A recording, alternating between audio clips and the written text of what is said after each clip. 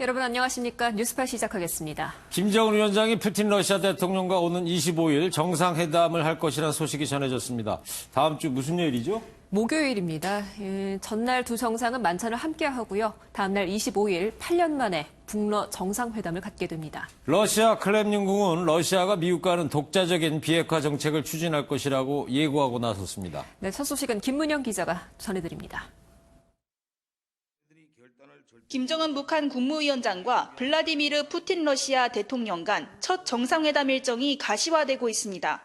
일본 교도통신은 러시아 정부 당국자의 말을 인용해 오는 24일 김 위원장과 푸틴 대통령이 러시아 루스키 섬의 극동 연방대학에서 만찬을 함께할 예정이라 보도했습니다. 바로 다음 날인 25일에는 단독회담과 확대회담이 열릴 예정이라고 전했습니다. 앞서 일본 NHK 방송도 북러 정상회담이 25일쯤 열릴 전망이라고 보도했습니다. 양측의 회담 준비 정황은 곳곳에서 포착되고 있습니다. 러시아 크렘린궁은 북러 정상회담 개최 사실을 확인하면서 의제는 양자관계와 비핵화 문제, 지역 협력 문제가 될 것이라 밝혔습니다. 러시아는 북한의 비핵화를 지지한다면서도 미국과 긴밀한 조율을 할 필요는 없다며 독자적인 정책을 추진할 것이란 입장을 내비쳤습니다. 하노이 회담 결렬 후 미국과 시간 싸움을 벌이는 북한은 러시아의 정치적 지지를 요청할 것으로 보입니다. 러시아가 중국과 함께 대북 제재를 완화해야 한다는 입장을 고수해온 만큼 이를 지속해달라는 내용일 것으로 보입니다. 하지만 이번 회담에 대해 상징성이 클 수는 있어도 구체적 성과를 기대하기 어렵다는 전망이 우세합니다. 실제로 크렘린궁은 푸틴 대통령이 북한 지도부와의 교류에서 긴 휴지기를 가졌다며 정상 간 궁합, 이른바 케미스트리가 완전한 이해를 보장하는 것은 아니라고 선을 그었습니다. MBN 뉴스 김문영입니다. 김정은 위원장은 이번에도 전용 열차로 움직일 것으로 보입니다. 러시아는 철도시설 점검에 나섰고요. 블라디보스토크에서 열리는데 회담 장소가 호텔이 아니랍니다. 일명 김일성의 집이라고 하네요. 김근희 기자입니다. 러시아 인테르팍스 통신은 연해주 관계자 등이 참여한 특별위원회가 블라디보스토크 철도 인근 상황을 점검했다고 보도했습니다.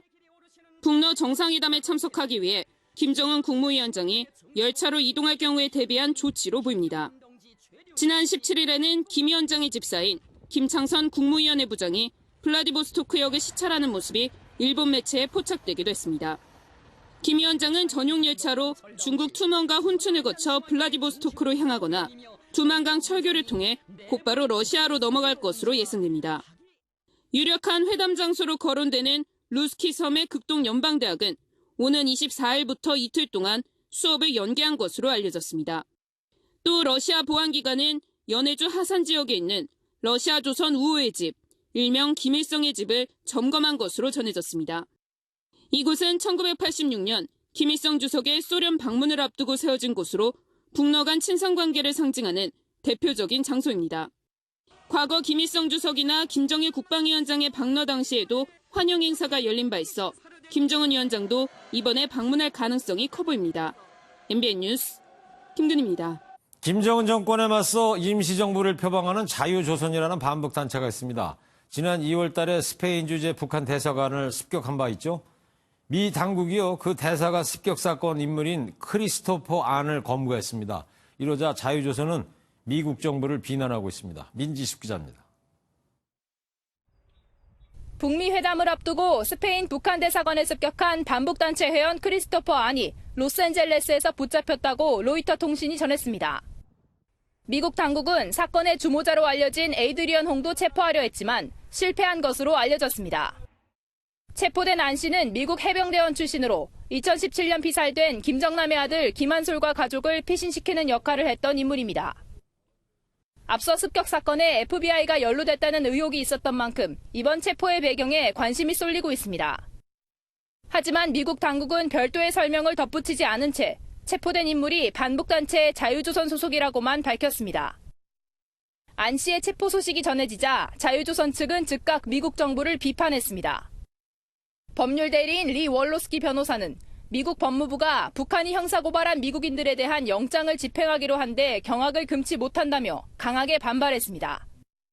이어 최근 북한 정권에 억류됐던 한 미국인은 고문으로 불구가 돼서 돌아와 숨졌다면서 우리는 미국 정부가 표적으로 삼은 미국인들의 안전에 대해 그 어떤 보장도 받지 못했다고 덧붙였습니다. 김정은 정권에 맞서 임시정부를 표방하는 자유조선은 최근 정치범 수용소 해체와 개혁 개방을 요구하며 큰일을 준비하고 있다고 밝힌 바 있습니다. MBN 뉴스 민지숙입니다. 자유한국당이 주말인 오늘 광화문 광장에서 장외 집회를 열었습니다. 왜 열었냐면요. 문재인 대통령이 이미선 헌재 재판관 임명에 반발한 건데요. 황교안 대표 체제 후에 첫 장외 투쟁이자 총선 1년 앞두고 강력한 대여 투쟁에 나섰습니다. 신동규 기자 리포트를 먼저 보시고요. 극한 대치로 치닫는 정치권, 청와대 조국 수석의 거취, 민생법안 처리 등등 정치부 기자와 뉴스 추적하겠습니다. 빨간 옷을 입은 사람들이 서울 광화문 광장을 뒤덮었습니다. 문재인 정부의 폭주를 막겠다며 자유한국당이 장외 규탄대회에 나섰습니다. 황교안 대표가 취임한 후 처음 열린 장외 집회로 전국 당원협의회와 당원이 총동원됐습니다. 황 대표는 문 대통령의 이미선 헌법재판관 임명을 강도 높게 비판했습니다. 헌법재판, 대한민국 헌법까지 자기 마음대로 주물러서 좌파 독재 완성하겠다는 거 아닙니까, 여러분? 대한애국당을 비롯한 보수단체도 자유한국당 집회에 합세했습니다. 문재인 스탑이라고 쓴 종이를 들고 목소리를 높였습니다. 자유한국당 지지자들은 서울 광화문 광장에서 집회를 마치고 청와대를 향해 행진했습니다. 더불어민주당은 장외 집회가 아니라 황교안 대표의 대선 출정식을 방불케 한다고 비판했습니다. 민생법안 처리를 위해 국회로 돌아오라고 촉구했습니다. 자유한국당이 민생을 내팽개치고 장외투쟁이라는 이름하에 구태정치를 하고 있습니다. 민주평화당은 불과 2년 전 국정농단으로 탄핵을 당한 당사자들이 인사난맥상을 성토한다며 청와대로 달려가는 모습은 코미디라고 꼬집었습니다. 정의당은 5.18 망언과 관련해 장외투쟁이 아니라 석고대죄를 할 때라고 지적했습니다. MBN 뉴스 신웅입니다. 자유한국당이 대규모 장외투쟁까지 불사하면서 여야 대치 정국은 더욱 극단적으로 치닫고 있습니다. 극한 대치 정국을 해소할 뾰족한 해법조차 보이지 않고 있는데요. 향후 전국 상황에 대해서 정치부 전정인 기자와 지금부터 뉴스 추적해보도록 하겠습니다. 전정인 기자, 한국당이 밖에 장외투쟁까지 하고 단단히 지금 화가 난긴 난 것 같습니다.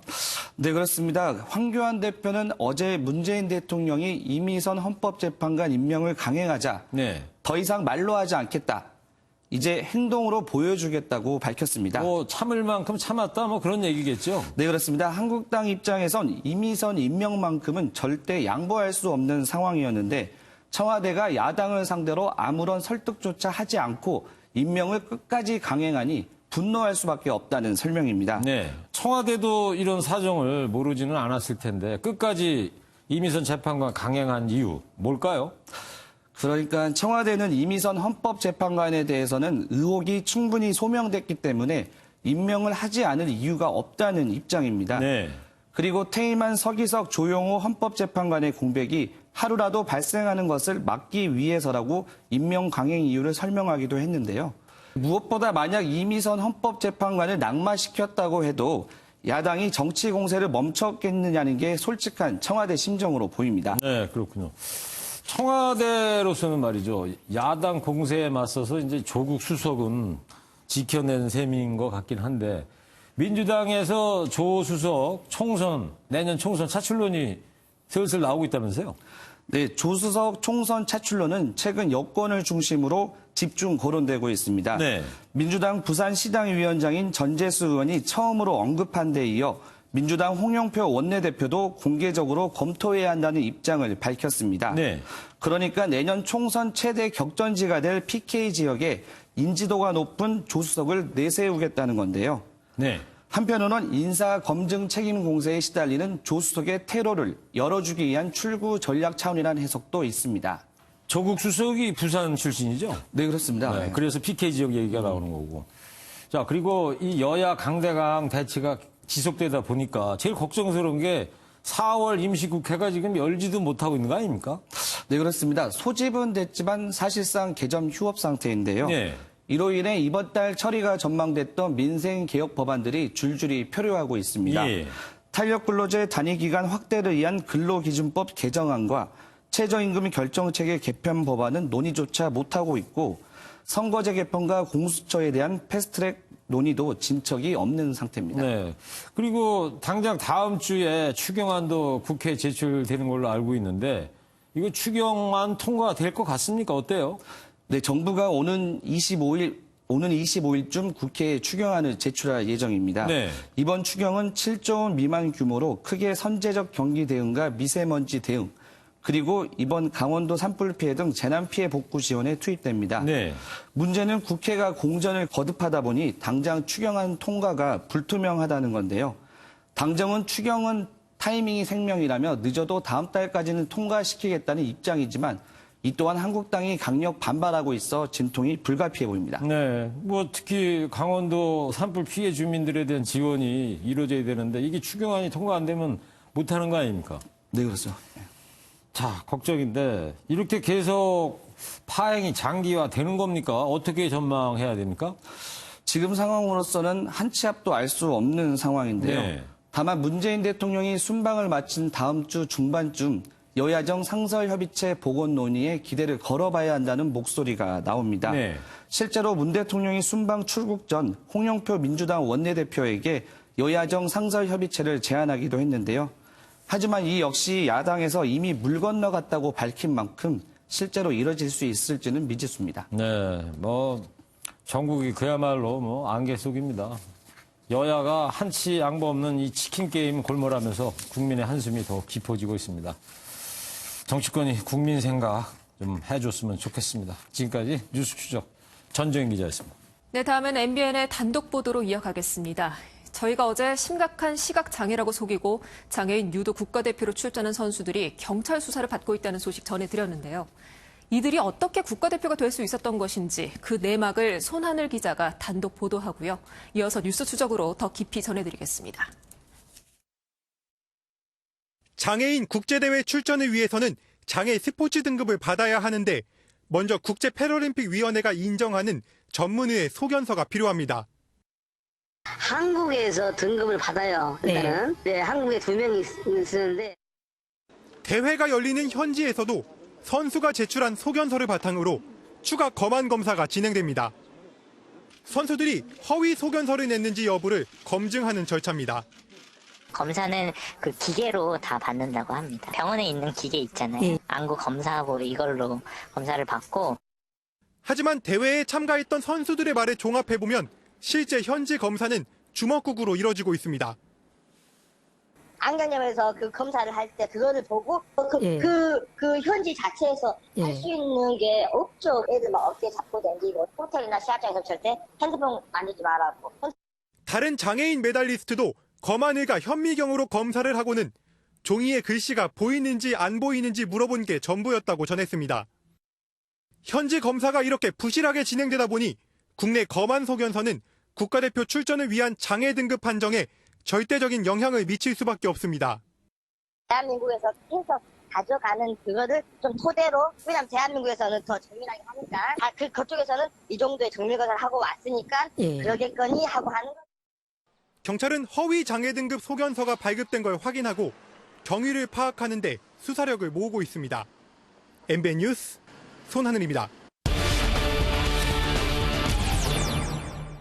네, 앞서 손하늘 기자의 리포트 보셨습니다마는 이 장애인 선수 선발 절차에 석연치 않은 부분이 너무 많습니다. 예컨대 시각 장애가 심각한데도 운전면허를 갖고 있는 선수가 있었고요. 선수 선발 과정에서 당연히 걸러졌어야 할 부분인데 왜 그렇지 않았는지 의문이 꼬리를 물고 있습니다. 주무기관들은 책임 회피에 급급한 모습이고요. 지금부터 사회부 정수정 기자와 뉴스 추적해보도록 하겠습니다. 자, 정 기자. 이 문제가 된 대회가 작년 10월 인도네시아의 장애인 아시안 게임이라면서요? 네, 그렇습니다. 그 당시 대회 때 유도가 효자 종목을 톡톡히 했었던 걸로 알고 있는데 이 선수들이 부정 출전을 했다고 봐야 되는 거예요, 그러면? 네, 일단 지난해 장애인 아시안 게임에서 우리 대표팀이 금메달을 모두 53개를 땄습니다. 예. 그런데 이 가운데에서 7개가 유도에서 나왔습니다. 많이 나왔네요. 네, 유도가 금메달 불모지였는데 이례적으로 많은 메달이 나온 대회였습니다. 그런데 일부 선수들이 장애인 국제대회에 출전하기 위해서 실제보다 눈이 나쁜 척해서 가짜 장애 등급 판정을 받은 정황이 포착돼서 논란이 일고 있는 겁니다. 네.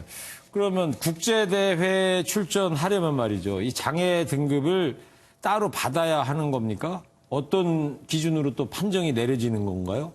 네, 장애인 국가대표 선수로 출전되려면 국제장애인올림픽위원회에서 관장하는 국제스포츠 등급을 받아야 합니다. 국제스포츠 등급? 네, 등급은 빛을 아예 자각하지 못하는 전맹과 손가락 정도만 따라갈 수 있는 준맹, 약시 이 세 가지로 나눠집니다. B, 1, 2, 3 저거군요, 그러니까. 네, 그렇습니다.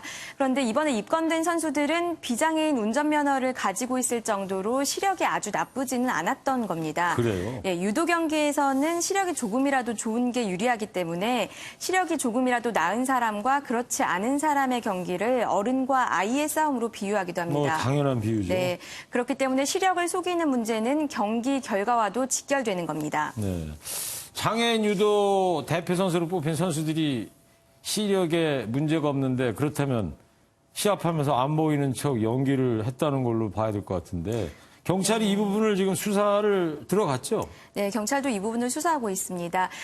현재 선수들과 감독, 협회 관계자들에 대해서 위계에 의한 업무방해 혐의로 입건을 하고 수사에 속도를 내고 있습니다. 고의적으로 했다 이런 얘기죠? 네, 그렇습니다. 경찰은 지난 2월과 또 최근에 선수들이 검안을 받은 안과와 장애인 유도협회를 압수수색하고 지난달부터는 선수들을 소환해 관련 혐의를 추궁하고 있는 상황입니다. 네. 이 부분에 대해서 이제 경찰이 수사에 들어갔고요. 또 다른 한편으로는 선수들 관리 감독하는 기관 있지 않습니까? 이런 문제들 제대로 파악하지 못하고 있는 거예요?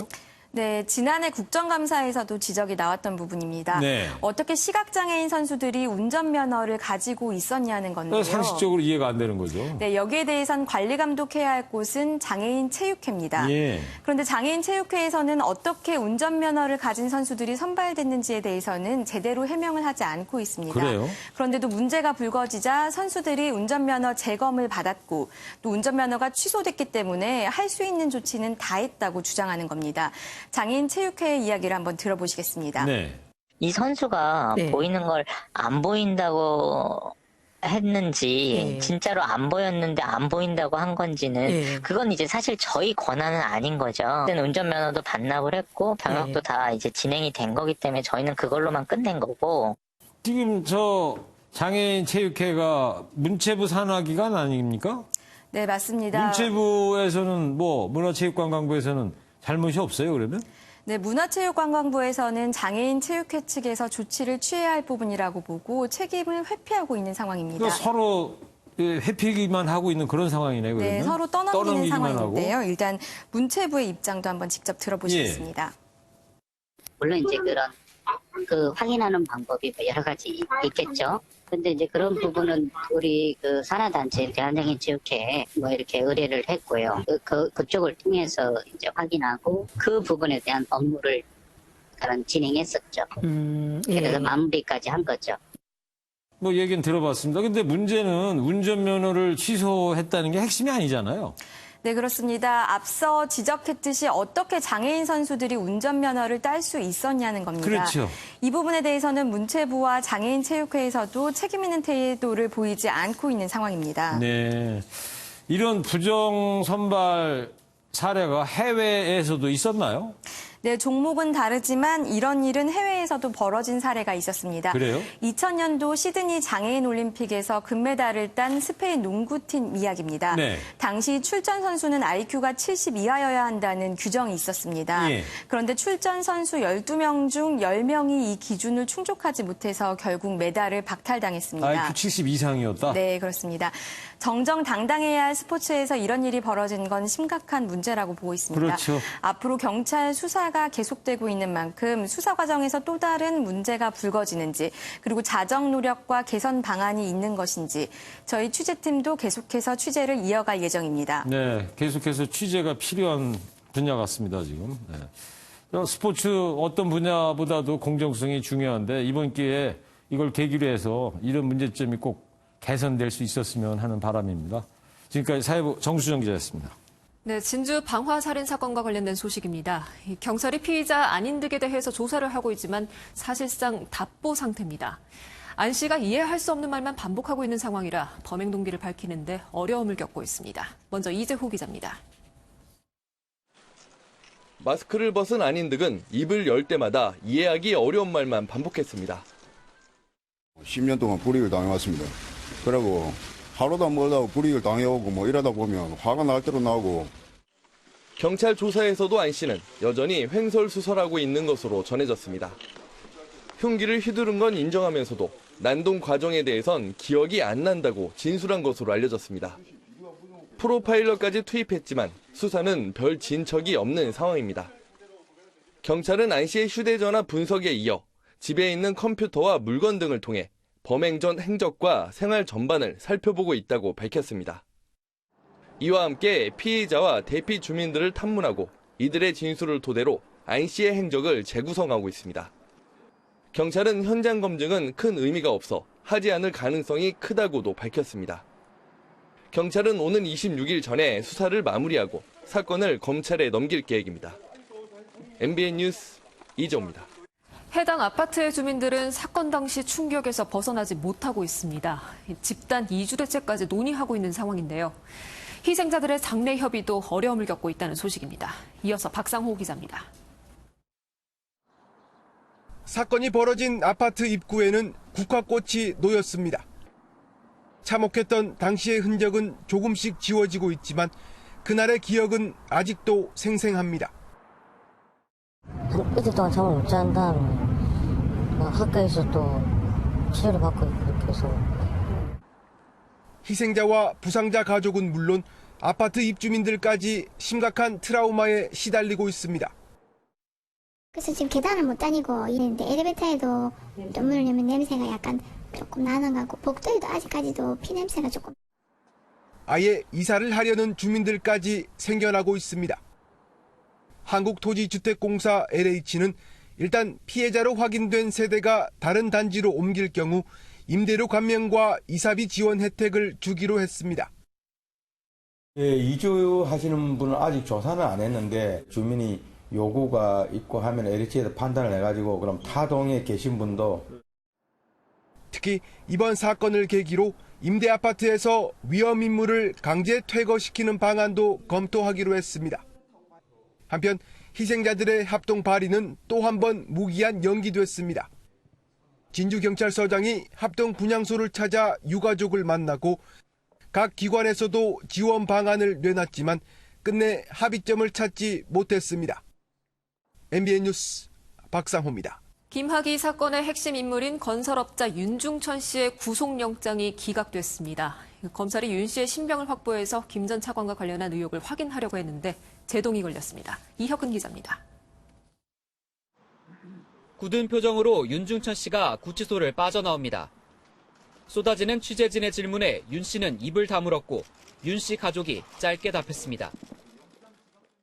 김 전 차관에게 돈 얼마 주셨습니까? 네, 죄송합니다. 법원은 윤 씨에 대한 수사 개시 시기나 경위 등의 의문을 표하며 구속영장을 기각했습니다. 김학의 수사단이 윤 씨에 대해 사기와 알선수재, 공갈 등 개인 비위로 영장을 청구하자 본류인 김학의 사건과는 관련이 없다고 본 겁니다. 법원이 체포 경위 등을 고려할 때 구속이 필요하지 않다고 판단한 점은 수사단을 더욱 난처하게 했습니다. 수사단 관계자는 법원에서 내준 체포영장을 윤 씨의 거주지 밖에서 집행했다며 문제가 없다는 입장을 밝혔습니다. 윤 씨의 신병을 확보해 김학의 전 차관의 뇌물과 성폭력 의혹을 캐물으려던 계획은 차질이 불가피해졌습니다. 구속영장을 다시 청구할 수 있겠지만 개인 비리 부분에 대해서 사실상 기각이 나오기 때문에 이와 관련해서 보강 수사가 필요할 것으로 보입니다. 김학의 수사단은 영장 기각 사유를 분석하면서 윤중천 씨와 김 전 차관이 직접 연결된 증거를 찾는 데 주력할 것으로 보입니다. MBN 뉴스 이혁근입니다. 빚 보증 문제로 다퉈온 70대의 얼굴에 기름을 뿌리고 불을 붙인 40대 남성이 징역 4년형을 선고받았습니다. 얼굴을 들고 다니지 못하게 하려고 범행을 저질렀다고 합니다. 이수아 기자입니다. 40대 남성 A씨는 B씨의 아들이 은행 대출을 받을 때 자신의 아파트를 담보로 제공했습니다. 그런데 B씨 아들이 대출을 제때 갚지 못해 문제가 생기자 소송을 제기했습니다. B씨는 아들 빚 일부를 대신 갚아주겠다고 했지만 별다른 소득 없이 A씨 아파트는 경매로 넘어갔습니다. 그러자 A씨는 B씨를 찾아가 말다툼을 벌였고 미리 준비해간 기름병을 꺼내 B씨 얼굴에 뿌린 뒤 불을 붙였습니다. A씨는 B씨가 희망 고문을 하는 바람에 일이 틀어졌다며 얼굴을 들고 다니지 못하게 하려고 범죄를 저질렀다고 털어놨습니다. 법원은 A씨에게 특수상해의 최대 권고 형량인 징역 2년의 2배, 징역 4년을 선고했습니다. 권고형보다 중한형이 선고된 것은 피해자로부터 용서받지 못하고 합의가 되지 않은 점, 그리고 상해 정도가 심각한 점 등이 고려된 것으로 보입니다. B씨는 화상으로 전치 8주 진단을 받았지만 다행히 생명에 지장은 없는 것으로 알려졌습니다. MBN 뉴스 이수아입니다. 김연아 선수의 뒤를 잇는 피겨 선수 하면 누굴까요? 남자 피겨 간판 희망 차준환 선수죠. 네네네. 오늘 국내 팬들 앞에서 피겨에 아주 황홀한 그 존재감을 보여줬다고 합니다. 네, 뭐 팔색조의 매력을 뿜어내는 선수 아니겠어요? 러시아 메드베데바 선수도 함께 연기를 했는데요. 백만송이 장미 음악을 선곡했다고 하네요. 그래요? 네. 심수봉 씨가 부른 번안곡 백만송이. 그 노래? 자, 김태일 기자가 보도합니다. 차준환 선수의 등장에 관중석에서 함성이 쏟아집니다. 차준환은 아이돌 그룹 빅스의 라이브 음악에 맞춰 음반을 수놓습니다. 피겨와 K-팝이 어우러진 서정적인 무대에 관객들은 숨죽인 채 눈을 떼지 못합니다. 요즘 K-팝이 많이 떠오르고 있잖아요. 그래서 저도 뭔가 이런 갈라 프로그램을 K-팝으로 한번 써보고 싶었는데 이제 노래 선율도 너무 좋고 또 가사도 너무 아름다워가지고 이번엔 무대가 화끈하게 달아오릅니다. 어느새 아이스링크는 댄스 클럽으로 변합니다. 차준환은 경쾌한 댄스 음악에 맞춰 다른 참가자들과 함께 신나는 무대를 만들었습니다. 은반 위에서는 차준환이 아이돌입니다. 마치 차준환 콘서트에 온 양 관객들은 환호하며 어깨를 절로 들썩입니다. 붉게 물든 아이스링크.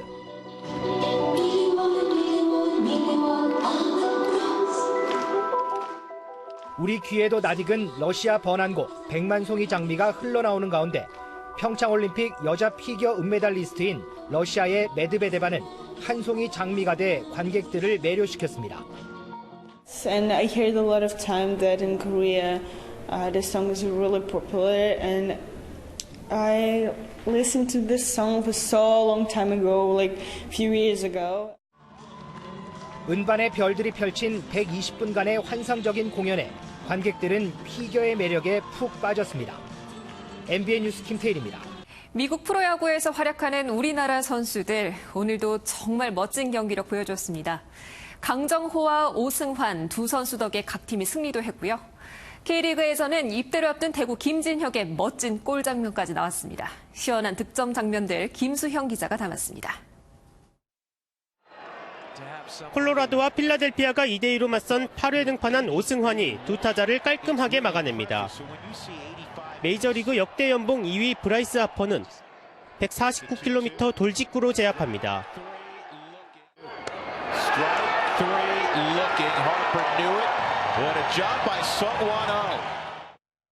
1이닝을 무실점으로 막은 오승환 덕분에 콜로라도는 연장 승부 끝에 4대3으로 역전승했습니다.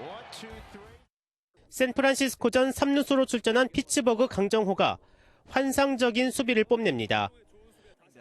공격에선 깨끗한 좌전 안타로 피츠버그의 4대1 승리를 도왔습니다.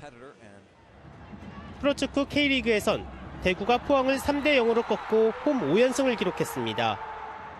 모레 국군체육부대로 들어가 군생활을 시작하는 대구 김진혁은 골키퍼를 넘기는 감각적인 골로 홈팬들에게 입대 신고를 했습니다. MBN 뉴스 김수영입니다. 노무현 재단 유시민 이사장의 유시민의 알릴레오와 자유한국당 홍준표 전 대표의 TV 홍카콜라가 유튜브 공동방송을 검토하고 있습니다.